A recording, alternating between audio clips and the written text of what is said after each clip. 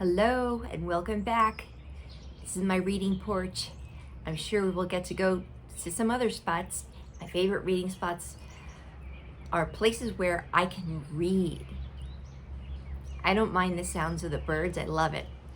I don't mind sounds of cars driving by. I don't really like it when somebody else is playing their radio because music is a major distraction for me. For some people, having music on all the time is not a distraction, and it makes them relaxed or makes them feel happy.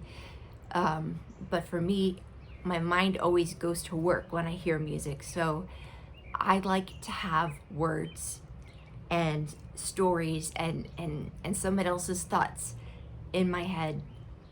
And that's what I get when I read my books. Books are my friends. And I know a lot of people who feel the same way about their books. So let's get going again with chapter 9 in Out of My Mind by Sharon Draper.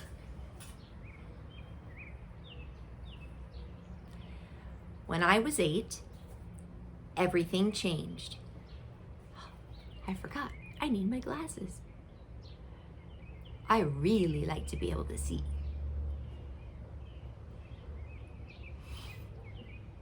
I think I knew Mom was going to have a baby even before she did.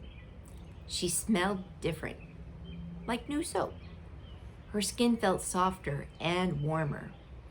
She picked me up out of bed one morning, then almost let me fall back on the mattress. "Whew," she said. You're getting awfully heavy, Melody. I'm gonna have to start lifting weights." Her forehead had broken out in a sweat. I don't think I'd gain any weight. It was Mom who was different. She sat down on the chair next to my bed for a few minutes, then suddenly ran out of the room. I heard her throwing up in the bathroom. She came back a few minutes later looking pale. "I must have eaten something funky," she mumbled as she got me dressed. But I think she knew even then. I bet she was scared. When Mom finally figured it out, she sat down with me to break the news. "Melody, I have something wonderful to tell you." I did my best to look curious. "You're going to have a baby brother or sister real soon." I grinned and did my best imitation of surprise and excitement. I reached out and hugged her. Then I patted her stomach and pointed to myself. She knew what I meant. She looked me right in the eye. "We're going to pray that this little one is fat and fine and healthy," she told me. "You know we love you, Melody, just as you are. But we're hoping this child doesn't have to face the same challenges you do." Me too.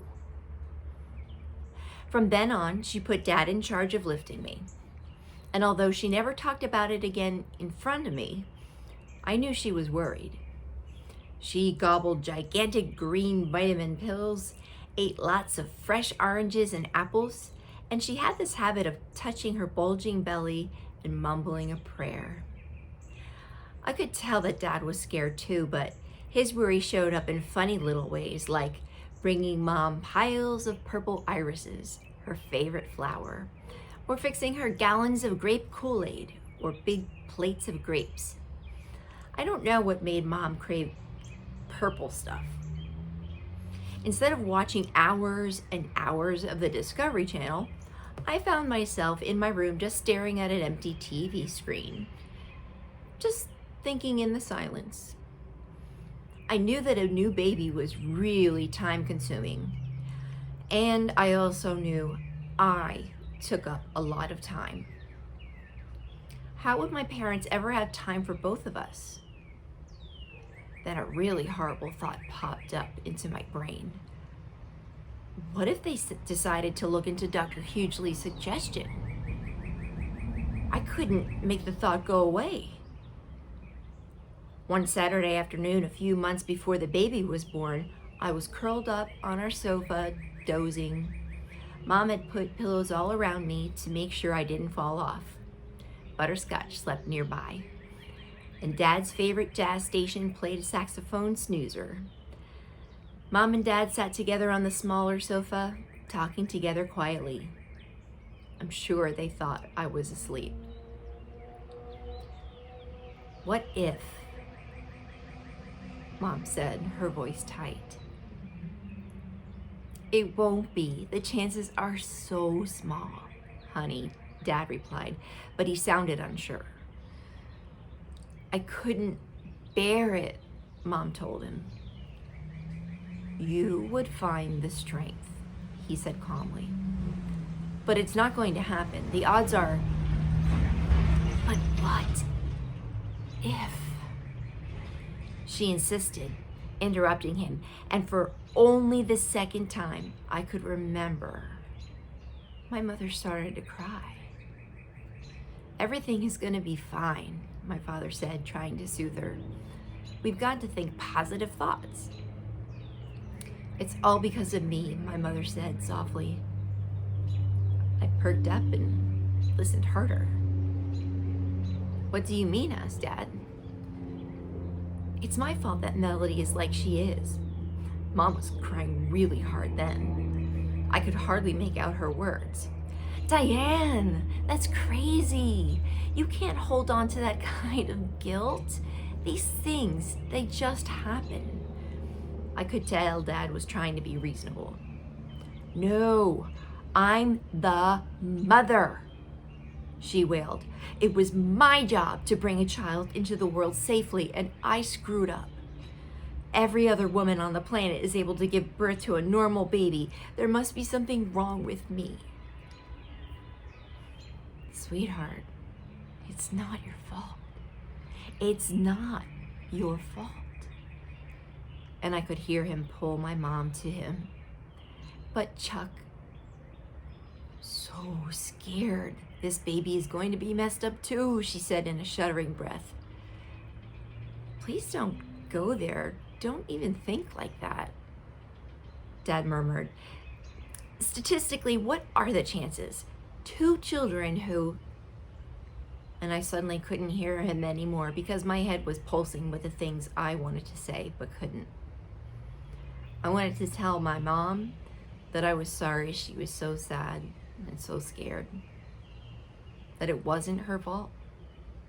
That it was just the way I was and she had nothing to do with it. The part that hurt the most is I couldn't tell her any of it. During Mom's entire pregnancy, however, my parents' attention to me never wavered. Even though, yeah, I worried that it would. Dad did lots more as Mom got closer to her due date.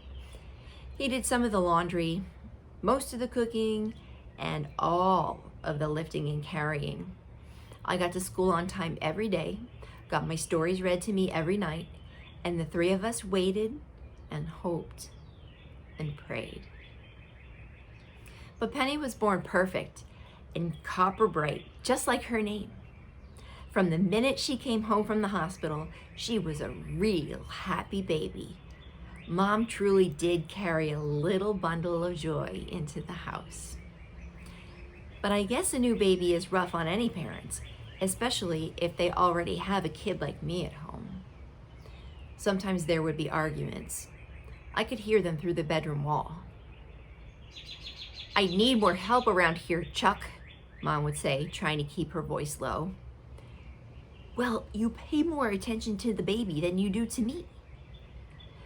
"If you'd help more, I'd have more time for you.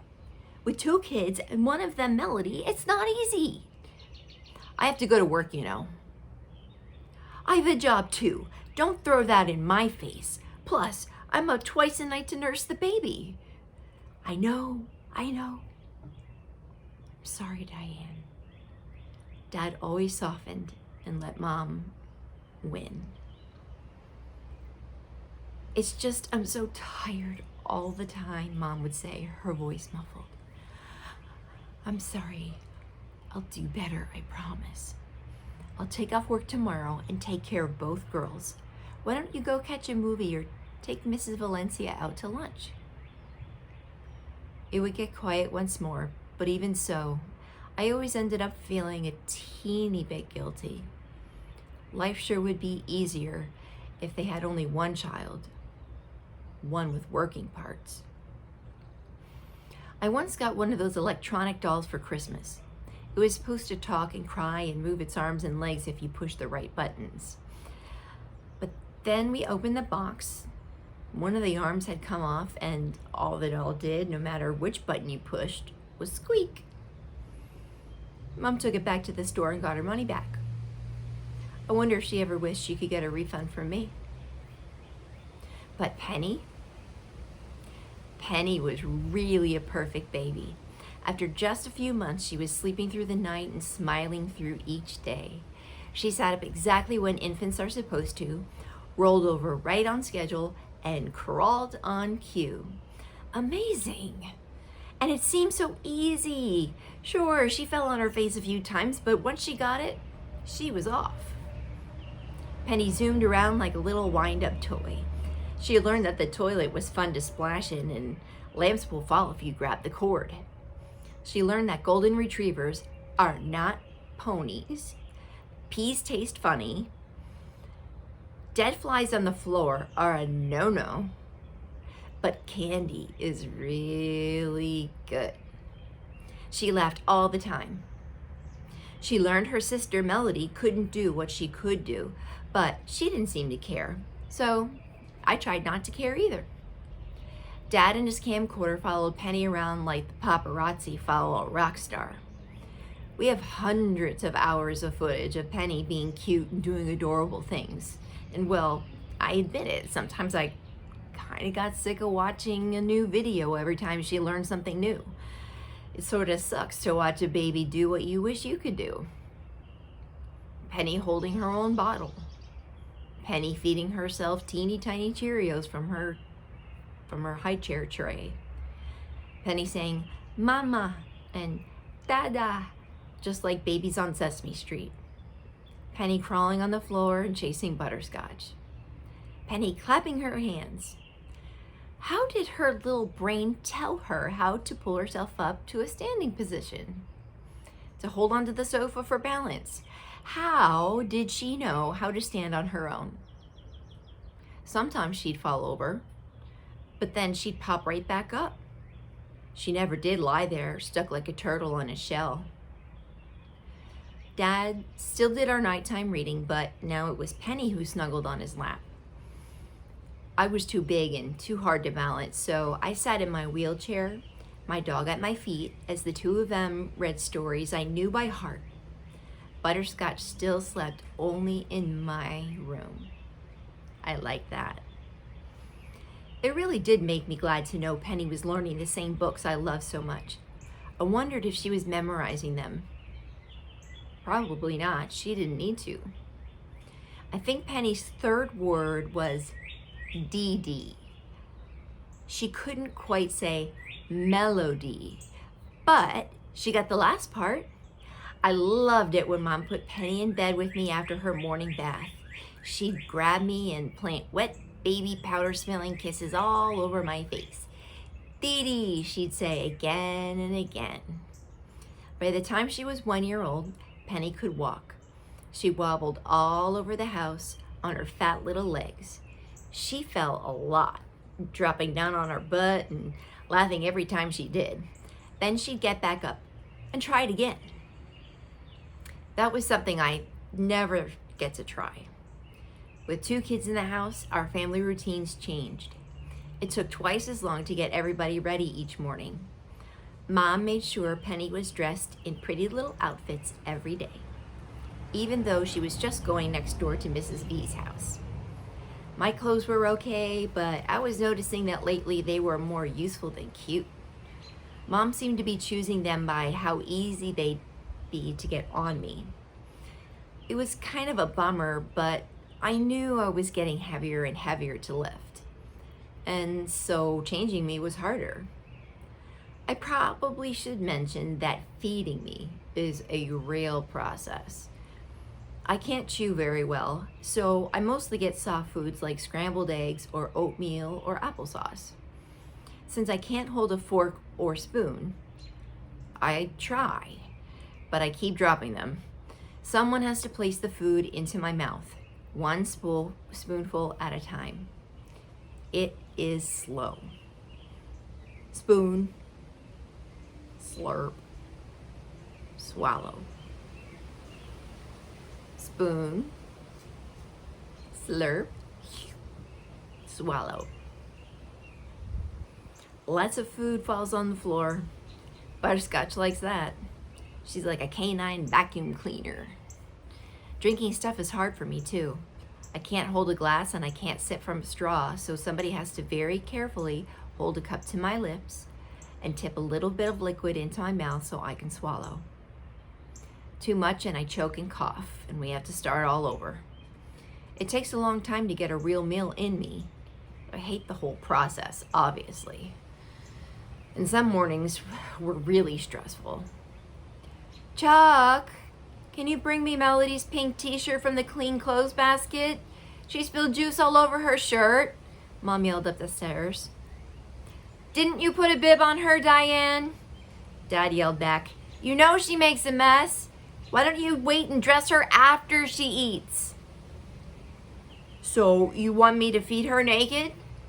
Just bring the shirt, Mom snapped. And a diaper for Penny. She's got a stinker. She's 2. Isn't she old enough to be potty trained?